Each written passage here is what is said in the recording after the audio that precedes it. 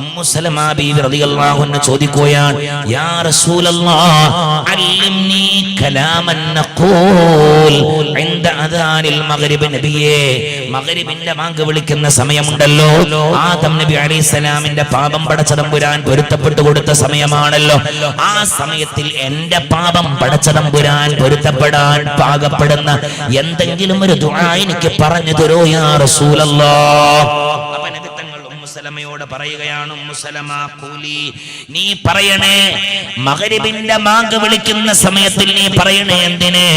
അല്ലാഹുമ്മ ഇന്ന ഹാദാ ഇഖ്ബാലു ലൈലിക വ ഇദ്ബാറു നഹാരിക വ അസ്വാതു ദുആഇക ഫഗ്ഫിർ ലീ. അല്ലാഹുവിന്റെ റസൂൽ ഉമ്മു സലമയോട് പറഞ്ഞു കൊടുക്കുകയാണ്, മഗ്രിബിന്റെ ബാങ്ക് വിളിക്കുന്ന ടൈമിന് എന്റെ ഉമ്മമാരെ മറന്നു പോകല്ലേ. നാളെ മഗ്രിബിന്റെ ബാങ്ക് വിളിക്കുമ്പോ സീരിയലുകളുടെ മുമ്പിൽ ഇരിക്കല്ല ഉമ്മമാരെ, സംസാരങ്ങളുടെ ഇടയിലോട്ട് നിൽക്കല്ലേ. ബാങ്ക് വിളിക്കുമ്പോ സംസാരിക്കുന്ന മനുഷ്യന്മാരുണ്ടല്ലോ, അവർ ലോകത്തിൽ നിന്ന് വിട പറഞ്ഞു പോകുമ്പോ ഈമാൻ അവർക്ക് ലഭിക്കുകയില്ല എന്ന് മുഹമ്മദ് മുസ്തഫ. നാളത്തെ മഗ്രിബിന്റെ ബാങ്കിനെ നീ കാതോർത്ത് നിൽക്കണം ഉമ്മമാരെ. നാളത്തെ മഗ്രിബിന്റെ ബാങ്ക് വിളിക്കുന്ന ടൈം, കാരണം ഇത് നബി തങ്ങളുടെ ഭാര്യയായ ഉമ്മു സലമ ബീവി റളിയല്ലാഹു അൻഹ നമുക്ക് പഠിപ്പിച്ചു തന്നതാണ്. നമ്മുടെ ജീവിതത്തിൽ എന്തെല്ലാം തെറ്റുകൾ വന്നു പോയിട്ടുണ്ടാവാം. കണ്ണുകൊണ്ട് ഹറാമുകൾ കണ്ടിട്ടുണ്ട്, കാതുകൊണ്ട് ഹറാമുകൾ കേട്ടിട്ടുണ്ട്, നാവുകൊണ്ട് ഹറാമുകൾ പറഞ്ഞു പോയിട്ടുണ്ട്. എല്ലാം പൊരുത്തപ്പെടാൻ എന്റെ ഉമ്മമാരെ മറക്കരുത്. മഗ്രിബിന്റെ ബാങ്ക് വിളിക്കുന്ന ആ ടൈം ഉണ്ടല്ലോ, ആ ടൈമിനാണ് ഈ ദുആ ചെയ്യേണ്ടത്. അതിനാണ് മഗ്രിബ് ബാങ്ക് വിളിക്കുന്നതിന്റെ മുമ്പായി സുബ്ഹാനല്ലാഹി വബിഹംദിഹി സുബ്ഹാനല്ലാഹിൽ അലീം വബിഹംദിഹി അസ്തഗ്ഫിറുല്ലാഹ് സുബ്ഹാനല്ലാഹി. ഉറക്കെ വരട്ടെ, ഉറക്കെ അലീം. അങ്ങനെ ഇതിങ്ങനെ ചൊല്ലിക്കൊണ്ടിരിക്കുന്ന സമയത്തിൽ മഗ്രിബിന്റെ ബാങ്ക് വിളിക്കാൻ സൂര്യൻ പരിപൂർണമായി അസ്തമിക്കുമ്പോ പള്ളിയിൽ വെച്ചുകൊണ്ട് ഇമാം മുഅദ്ദിൻ അവர்கள் മൈക്കിനൊരു മുട്ടൽ മുട്ടും. ആ സമയം പിശാചുക്കൾക്ക് ഏറ്റവും ദേഷ്യമുള്ള സമയമാണ് മഗ്രിബിന്റെ ടൈം. കാരണം അല്ലാഹു സുബ്ഹാനഹു വ തആല മനുഷ്യന്മാരുടെ ദോഷമൊക്കെ പൊരുത്തപ്പെട്ടു കൊടുക്കുന്ന സമയമാണ്. ആ സമയത്ത് അങ്ങാടിയിൽ ഭയങ്കര തിരക്കാണ്, ആ സമയത്തിൽ അങ്ങാടിയിൽ ഭയങ്കര കച്ചറയാണ്. കാരണം പിശാചുക്കൾ മുഴുവനായി ഈ ടൈമിന് ഓടി രക്ഷപ്പെടുമെന്ന് അവർക്ക് വല്ലാതെ കരയും, അവർ വല്ലാതെ പ്രയാസപ്പെടും ആ ടൈമിന്. ആ ടൈം ആദം നബിയുടെ പാപം പോലും പൊരുത്തപ്പെട്ടു കൊടുത്ത സമയമാണ്. മൈക്കിനിങ്ങനെ മുട്ടിയിട്ട് അല്ലാഹു അക്ബർ അല്ലാഹു അക്ബർ. സഹോദരിമാരെ, ഇതങ്ങ് കേൾക്കുമ്പോ ഇന്നലെ ഉസ്താദ് അവர்கள் വഅദിന് പറഞ്ഞ ആ ദുആ ഞാൻ നടത്തട്ടെ. ഉമ്മു സലമയോട് നബി തങ്ങൾ പഠിപ്പിച്ചു കൊടുത്ത ദുആ, അല്ലാഹുമ്മ ഇന്ന ഹാദാ ഇഖ്ബാലു ലൈലിക വ ഇദ്ബാറു നഹാരിക വ അസ്വാതു ദുആഇക ഫഗ്ഫിർ ലീ. അൽഹംദുലില്ലാഹ്, നമ്മുടെ ജീവിതത്തിലുള്ള ദോഷങ്ങൾ പടച്ചോൻ പൊരുത്തപ്പെടുമെന്നാണ്. നിങ്ങൾ നാളെ മഗ്രിബിന്റെ ബാങ്ക് വിളിക്കുമ്പോൾ ഈ ദുആ ദ്വാരന്ന് നോക്കേണ്ടി. നിങ്ങളുടെ ശരീരത്തിൽ, നിങ്ങളുടെ മനസ്സിനൊരു പ്രത്യേക കുളിർമയായിരിക്കും. അല്ലാഹു കുളിർമ നൽകുമാറാകട്ടെ. ആമീൻ പറ. പടച്ചോനെ കുളിർമ നൽകണേ അല്ലാഹ്. എന്താണ് ഇതിന്റെ അർത്ഥം? എങ്ങനെയാണ്? അല്ലാഹുമ്മ, അല്ലാഹുവേ, ഇന്ന ഹാദാ, ഈ ടൈം ഉണ്ടല്ലോ, മഗ്രിബിന്റെ ബാങ്ക് വിളിക്കുന്ന ഈ സമയമുണ്ടല്ലോ, ഇത് ഇഖ്ബാലു ലൈലിക, രാത്രിയുടെ ആഗമനമാണല്ലോ, രാത്രി തുടങ്ങുകയാണല്ലോ, വൈദ്ബാറു നഹാരിക, പകലിന്റെ അവസാനവുമാണല്ലോ. പകൽ അവസാനിക്കുകയാണ്, രാത്രി തുടങ്ങുകയാണ്. ആ ടൈമിനൊരു ബാങ്ക്, ആ ടൈമിനൊരു നിസ്കാരത്തിന്റെ സമയം അല്ലാഹു സുബ്ഹാനഹു വ തആല കണക്കാക്കിയിട്ടുണ്ട്. എന്നാൽ പകൽ തുടങ്ങുകയും രാത്രി അവസാനിക്കുകയും ചെയ്യുന്ന സമയത്തിൽ എന്തില്ല? നിസ്കാരമില്ല. കാരണം സൂര്യോദയ സമയത്തിൽ നിസ്കാരമില്ലല്ലോ. എന്നാൽ സഹോദര, മഗ്രിബിന്റെ ബാങ്ക് പകൽ അവസാനിക്കുകയാണ്, രാത്രി കടന്നു വരികയാണ്. അല്ലാഹുമ്മ ഇന്ന ഹാദാ ഇഖ്ബാലു ലൈലിക വ ഇദ്ബാറു നഹാരിക, പകലിന്റെ അവസാനമാണ്, രാത്രിയുടെ തുടക്കമാണ്. നിന്നോട് മുഅ്മിനീങ്ങളായ മനുഷ്യന്മാര്, നിന്നെ പേടിച്ചുകൊണ്ട് ജീവിക്കുന്ന മുഅ്മിനീങ്ങളായ മനുഷ്യന്മാര് നിന്നിലേക്ക് കരങ്ങൾ ഉയർത്തിയിട്ട് ദുആ ചെയ്യുന്ന, പാപമോചനത്തിന് തേടുന്ന സമയമാണല്ലോ. ഈ സമയത്തിൽ സാധുവായ കക്കാടിലുള്ള ഈ സഹോദരി നിന്നോട് ചോദിക്കുകയാണ്, ഫഗ്ഫിർലീ, എന്റെ പാപത്തിനെയും നീ പൊരുത്തപ്പെട്ട് തരണേ അല്ലാഹ്. പടച്ചവനങ്ങ് പൊരുത്തപ്പെട്ട് കൊടുക്കുന്നതാണ്. അല്ലാഹുവേ തൗഫീഖ് നൽകണേ അല്ലാഹ്. പോരാ, നബി തങ്ങൾ പറയുകയാണ്, അങ്ങനെ നീ ബാങ്ക് വിളിച്ചു കഴിയുമ്പോ നീ ഒരു ദിക്ർ ചൊല്ലിയാൽ, ഏതാണ് ആ ദിക്ർ എന്നറിയോ? അഷ്ഹദു അല്ലാ ഇലാഹ ഇല്ലല്ലാഹു വഹ്ദഹു ലാ ശരീക ലഹു വഅന്ന മുഹമ്മദൻ അബ്ദുഹു വറസൂലുഹു റളീതു ബില്ലാഹി റബ്ബൻ വബിമുഹമ്മദിൻ റസൂലാ വബിൽ ഇസ്ലാമി ദീനാ. ബാങ്ക് വിളിച്ചു കഴിഞ്ഞാൽ ഉടനെ തന്നെ പറയേണ്ട വാക്കങ്ങനെയാണ്. അതായത് അല്ലാഹു അക്ബർ അല്ലാഹു അക്ബർ ലാ ഇലാഹ ഇല്ലല്ലാഹ് അഷ്ഹദു അൻ ലാ ഇലാഹ ഇല്ലല്ലാഹ് വഹ്ദഹു ലാ ശരീക ലഹു وأن محمدا عبده ورسوله رضيت بالله ربا وبمحمد رسولا وبالإسلام دينا എന്ന കലിമത്തിനെ ആരെങ്കിലും ഒരാൾ പറഞ്ഞു കഴിഞ്ഞാൽ അല്ലാഹുവിന്റെ റസൂൽ സല്ലല്ലാഹു അലൈഹി വസല്ലമ തങ്ങൾ പറയുകയാണ്, അവൻ ലോകത്തിൽ നിന്ന് വിട പറഞ്ഞു പോകുമ്പോ ലാ ഇലാഹ ഇല്ലല്ലാഹ് എന്ന് ചൊല്ലാതെ അവൻ ലോകത്തിൽ നിന്ന് വിട പറഞ്ഞു പോകുകയില്ല എന്ന് മാത്രമല്ല, അവന്റെ പാപങ്ങൾ അല്ലാഹു പൊരുത്തപ്പെട്ടു കൊടുക്കുമെന്ന് റസൂൽ സല്ലല്ലാഹു അലൈഹി വസല്ലം ഈ ഹദീസ് ഉദ്ധരിച്ചതും മഹാനാകുന്ന സഅദ് ഇബ്നു അബീ വഖാസ് തങ്ങൾ. ഈ ഹദീസ് മുസ്ലിമിൽ വന്നിട്ടുണ്ട്. മുസ്ലിമിൽ വന്നിട്ടുണ്ട്. വഅൻ സഅദ് ബിൻ അബി വഖാസ് റളിയല്ലാഹു അൻഹു അനി നബി സല്ലല്ലാഹു അലൈഹി വസല്ലം അന്നഹു ഖാൽ മൻ ഖാല ഹീന യസ്മഉൽ മുഅദ്ദിന അഷ്ഹദു അൻ ലാ ഇലാഹ ഇല്ലല്ലാഹു വഹ്ദഹു ലാ ശരീക ലഹു വഅന്ന മുഹമ്മദൻ അബ്ദുഹു വറസൂലുഹു റളീതു ബില്ലാഹി റബ്ബൻ വബിമുഹമ്മദിൻ റസൂലൻ വബിൽ ഇസ്ലാമി ദീനൻ ഗുഫിറ ലഹു ദംബുഹു. അവന്റെ ദോഷങ്ങൾ മുഴുവനും അല്ലാഹു പൊരുത്തപ്പെട്ടു കൊടുക്കുന്നതാണ്. പടച്ചോൻ തൗഫീഖ് നൽകുമാറാകട്ടെ. ഇല്ല, ആമീൻ പറഞ്ഞ പടച്ചോനെ തൗഫീഖ് നൽകണേ അല്ലാഹ്.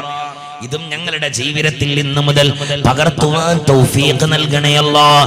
അതിനുശേഷം ബാങ്ക് കൊടുത്തതിന് ശേഷം അല്ലാഹുമ്മ റബ്ബ ഹാദി ദഅവതി തമ്മ എന്ന വിശുദ്ധമായ ആ പ്രാർത്ഥനയുണ്ടല്ലോ, ആ പ്രാർത്ഥനയും കൂടെ ആരെങ്കിലും നടത്തിയാൽ അല്ലാഹുമ്മ റബ്ബ ഹാദിഹി ദഅവതി തമ്മ വസ്സലാത്തിൽ ഖായിമ ആതി മുഹമ്മദിനിൽ വസീല والفضيلة وابعثه مقاما محمودا الذي وعدته എന്ന വിശുദ്ധമായ ആ ബാങ്കിന് ശേഷമുള്ള ദുആയുണ്ടല്ലോ, ആരെങ്കിലും നടത്തി കഴിഞ്ഞാൽ ഹല്ലത്ത് ലഹു ശഫാഅതി യൗമൽ ഖിയാമ.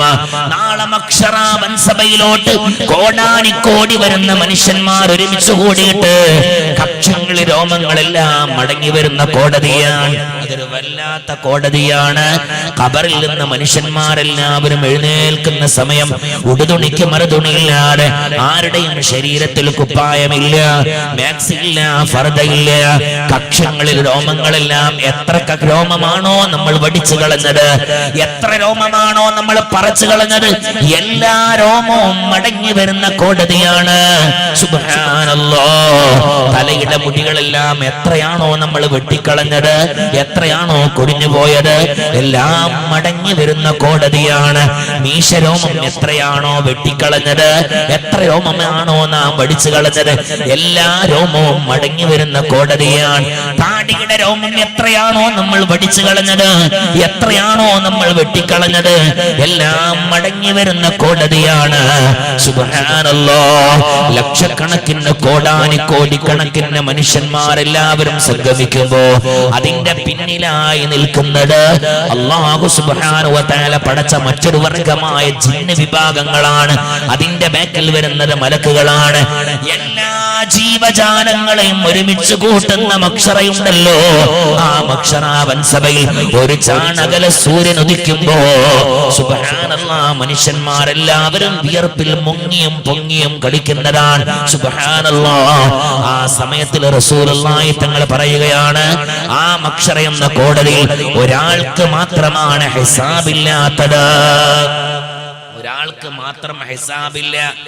അയാള് നേരെ ഖബറിൽ നിന്ന് എഴുന്നേറ്റാൽ അയാള് മഹ്ശറ എന്ന കോടതിയിലൂടെ കടന്നുപോയി മലക്കുകളുടെ ഇടയിലൂടെ അയാൾ അല്ലാഹുവിന്റെ മുമ്പിലൂടെ സിറാത്ത് പാലത്തിന്റെ മുകളിലൂടെ കടന്നുപോയി അയാള് നേരെ സ്വർഗത്തിന്റെ വാതിൽ തുറന്ന് സ്വർഗത്തിലോട്ട് കടക്കുന്നതാണ്.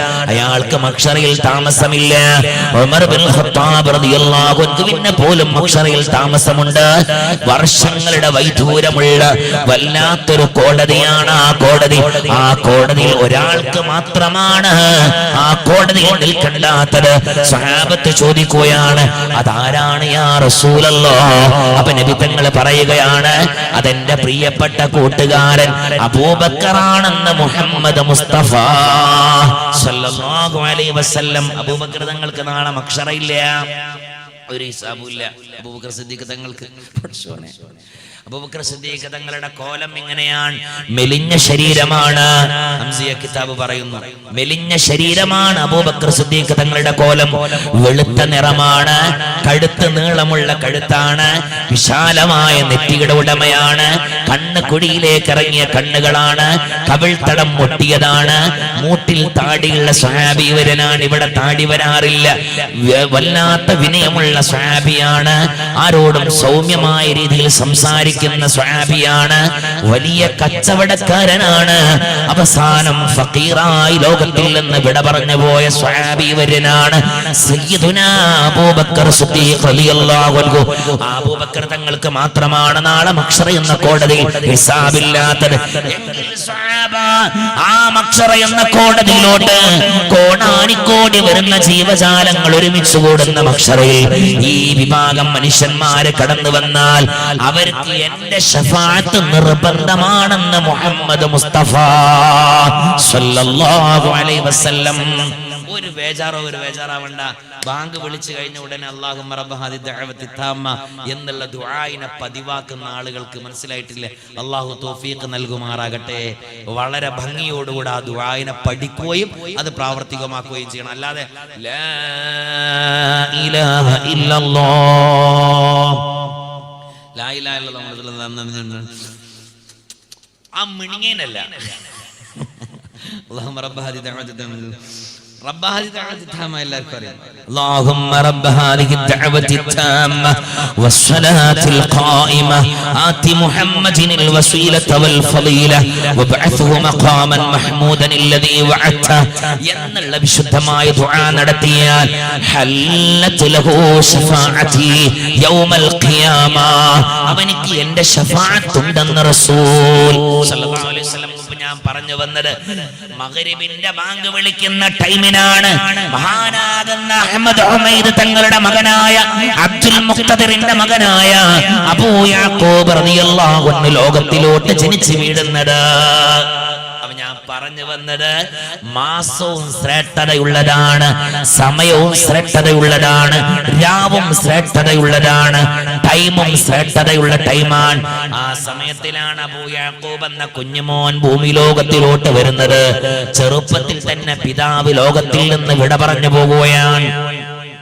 ഈ നിസ്കാരത്തിൽ ആത്മാർത്ഥത ലഭിക്കാൻ രണ്ട് കാര്യം പറഞ്ഞു തരാനുള്ള മഹാനല്ലേ, അദ്ദേഹം ജനിച്ച ടൈമാണ് ഞാനാ പറഞ്ഞത്. ആ ടൈമിന് ജനിച്ച മഹാന്റെ പിതാവ് ചെറുപ്പത്തിൽ തന്നെ ലോകത്തിൽ നിന്ന് വിട പറഞ്ഞു പോവുകയാണ്. അങ്ങനെ 7ാമത്തെ വയസ്സെത്തിയപ്പോ ആ കുഞ്ഞുമോനെ ഖുർആൻ പഠിപ്പിക്കാൻ വേണ്ടി പറഞ്ഞേക്കുകയാണ്. മാതാവ് ഖുർആൻ പഠിപ്പിക്കാൻ വേണ്ടി പറഞ്ഞയച്ച ഒരു ഉസ്താദിന്റെ അരികിലേക്ക്, നോക്കണേ, ഒരു ഉസ്താദിന്റെ അരികിലേക്ക് പറഞ്ഞയച്ചു മാതാവ്. സുബ്ഹാനല്ലാഹ്, 58 ദിവസം കഴിഞ്ഞപ്പോ ആ ഉസ്താദ് മകനെയുമായിട്ട് തിരിച്ച് വീട്ടിലോട്ട് നടന്നു വരികയാണ്. ഓതാൻ കൊണ്ടാക്കി ഖുർആനോത്ത് പഠിപ്പിക്കാൻ ഈ അബൂ യാക്കൂബ് എന്ന ഈ കുഞ്ഞുമോനെ, വാപ്പല്ലാത്ത കുട്ടീനെ ഓതാൻ കൊണ്ടയാക്കി 58 ദിവസം കഴിഞ്ഞപ്പോണ്ട് ആ കുട്ടീനായിട്ട് ഉസ്താദ് ഇങ്ങോട്ട് വരുന്നു. സുബ്ഹാനല്ലാഹ്, ഉമ്മച്ചി ബേജാറാകുകയാണ്. ഉമ്മ ചോദിച്ചു, ഉസ്താദേ എന്താണ് എന്റെ മകൻ കുരുത്തക്കേട് ഒപ്പിച്ചോ? എന്റെ മകൻ വല്ല കുരുത്തക്കേടും ഒപ്പിച്ചോ? ഉസ്താദ് പറയുകയാണ്, നിങ്ങളുടെ മകൻ ഖുർആൻ പഠിപ്പിക്കാനല്ലേ എന്റെ അരികിലേക്ക് പറഞ്ഞയച്ചത്? അതെ, ഇവൻ ഖുർആൻ മുഴുവനായി പഠിച്ചിട്ടുണ്ട്. 58 ദിവസങ്ങളെ കൊണ്ട് ഖുർആൻ മുഴുവനും മനഃപ്പാഠമാക്കിയത് ഞാൻ പറയുന്നത് അത്രയും അപാരമായ ബുദ്ധിയുടെ ഉടമയാണ് മഹാനാകുന്ന അബൂ യാക്കൂബ്. നല്ല ബുദ്ധിയുള്ള മനുഷ്യനാണ് അബൂ യാക്കൂബ്. അങ്ങനെ 58 ദിവസങ്ങളെ കൊണ്ട് ഖുർആൻ മുഴുവനും മനഃപ്പാടാക്കിയപ്പോ സുബ്ഹാനല്ലാഹ്, ഈ കുഞ്ഞുമോന്റെ മാതാവ് വേഗം ഈ കുഞ്ഞുമോനെയുമായി ആ കാലഘട്ടത്തിൽ ജീവിച്ച ഏറ്റവും വലിയൊരു മഹാനുണ്ട്. ആ മഹാനവറുകളുടെ അരികിൽ ചെന്നുകൊണ്ട് എന്റെ മകന് കിതാബ് ഓതാൻ വേണ്ടി പറഞ്ഞേക്കുകയാണ്. കിതാബ് ഓതാൻ വേണ്ടിയിട്ട്, കിതാബ് ഓതി കൊടുക്കാൻ വേണ്ടി ഒരു പ്രഗത്ഭനായ ഒരു ഉസ്താദിന്റെ അരികിലേക്ക് ഈ കുഞ്ഞു മകനെ കൊണ്ടുപോയാക്കി. കാരണം നല്ല ബുദ്ധിയുള്ള കുട്ടിയാണല്ലോ, അതുകൊണ്ട് ഈ കുട്ടിക്കൊന്ന് കിതാബ് ഓതി കൊടുക്കണമെന്ന ഉദ്ദേശത്തോടുകൂടെ ഈ മകൻ എന്ത് ചെയ്തു? കിതാബ് ഓതാൻ വേണ്ടി പറഞ്ഞയച്ചു ഉസ്താദിന്റെ അരികിലേക്ക്. ആ ഉസ്താദ് 2 കൊല്ലം കഴിഞ്ഞപ്പോ ആ കുട്ടിനെയായിട്ട് വീട്ടിൽ തന്നെ മടങ്ങി വരികയാണ്. 9ാമത്തെ വയസ്സാണ് അബൂ യാക്കൂബ് തങ്ങൾക്ക്. ആ കുഞ്ഞിനെ മടക്കി കൊണ്ടുവന്നപ്പോ സുബ്ഹാനല്ലാഹ്, ഉസ്താദ് അവറുകളോട് ഉസ്താദിനോട് ചോദിക്കുകയാണ്, എന്താണ് എന്റെ മകൻ ചെയ്ത തെറ്റെന്താണ്? ആ സമയത്തിലാണ് മകനോട് ഉസ്താദ് അവറുകൾ പറയുന്നത്, ഈ ഉസ്താദ് ഉമ്മയോട് പറയുന്നത്, എന്റെ അരികിലേക്ക് നിങ്ങൾ എന്റെ ഇൽമ പഠിക്കാനല്ലേ പറഞ്ഞയച്ചത്? എന്റെ അരികിലുള്ള 2 വർഷം കൊണ്ട് എന്റെ കയ്യിലുള്ള സകലമാന അറിവുകളും ഈ മകൻ കരസ്ഥമാക്കിയിട്ടുണ്ട് എന്ന് മാതാവിനോട് ഉസ്താദ് പറഞ്ഞയച്ചപ്പോ ആ ഉമ്മച്ചി ചെയ്ത പണി എന്താണെന്നറിയോ? ആ നാട്ടിലുള്ള 2ാമത്തെ ഉസ്താദിന്റെ അരികിലേക്ക് പറഞ്ഞു വിടുകയാണ്. ഓത്ത് കഴിഞ്ഞിട്ടില്ല, 2 കൊല്ലം കൊണ്ട് ഓത്ത് പൂർത്തിയാക്കിയിട്ടില്ല. അങ്ങനെ പറഞ്ഞു വിട്ടു. 8 ഉസ്താദുമാരുടെ അരികിൽ കിതാബോത്ത് നടത്തുകയാണ് മഹാനായ അബൂ യാക്കൂബ് റളിയല്ലാഹു അൻഹു. 8 പ്രഗൽഭരായ ഉസ്താദുമാരുടെ അരികിൽ കിതാബോതി. എത്ര കൊല്ലം എന്നറിയോ? 23 കൊല്ലം. 23 കൊല്ലം കിതാബോതി അഹ്മദ് ഹുമൈദിന്റെ മകൻ അബ്ദുൽ മുഖ്തദിറിന്റെ മകൻ അബൂ യാക്കൂബ്. 23 കൊല്ലം, അതായത് 30ാമത്തെ വയസ്സ് വരെ. 30ാമത്തെ വയസ്സ് വരെ കിതാബോതി.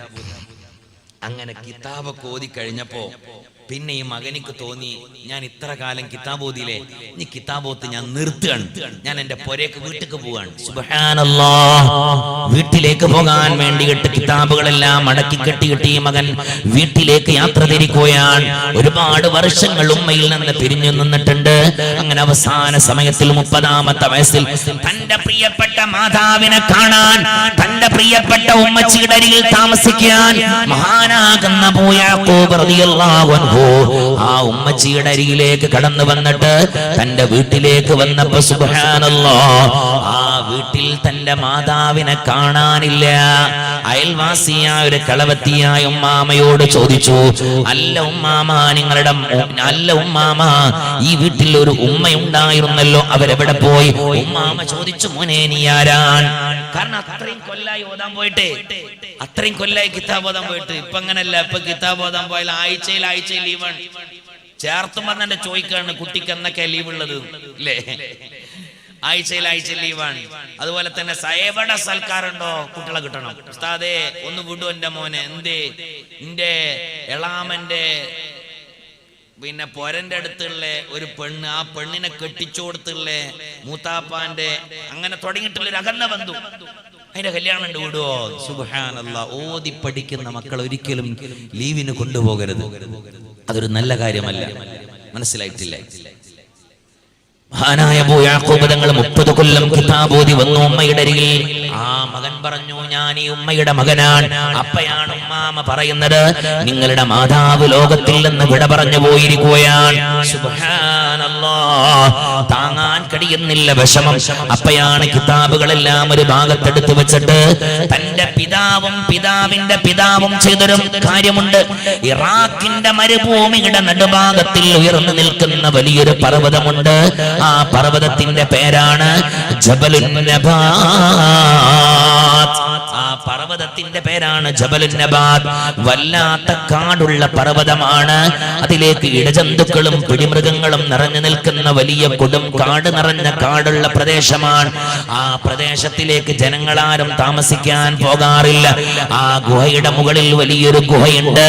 ആ ഗുഹ ഏതെന്നറിയോ? മഹാനാകുന്ന അബൂ യാക്കൂബിന്റെ പിതാവ് അഹ്മദ് ഹുമൈദ് തങ്ങളും അവരുടെ പിതാവ് അബ്ദുൽ മുഖ്തദിറും അവരുടെ പിതാവ് അബൂ യാക്കൂബും അഹ്മദ് ഹുമൈദും റിയാദിലിരുന്ന സ്ഥലമാണ്. ഒറ്റക്കിരുന്നു കൊണ്ട് ആരാധന നടത്തിയ സ്ഥലമാണ് ഈ ഗുഹ. അതായത് ഇറാഖിന്റെ മരുഭൂമിയിൽ നടുഭാഗത്തിൽ ഒരു വിശാലമായ ഒരു പർവ്വതം, ആ പർവ്വതത്തിന്റെ മുകളിൽ ഒരു ഗുഹ, ആ ഗുഹയുടെ ഉള്ളിലിരുന്ന് ഒറ്റക്കിരുന്ന് ആരാധന നടത്തുക. അതിനേക്കാണ് റിയാ എന്ന് പറയുക. ഒറ്റക്കിരുന്ന് ഇബാദത്ത് ചെയ്യാം.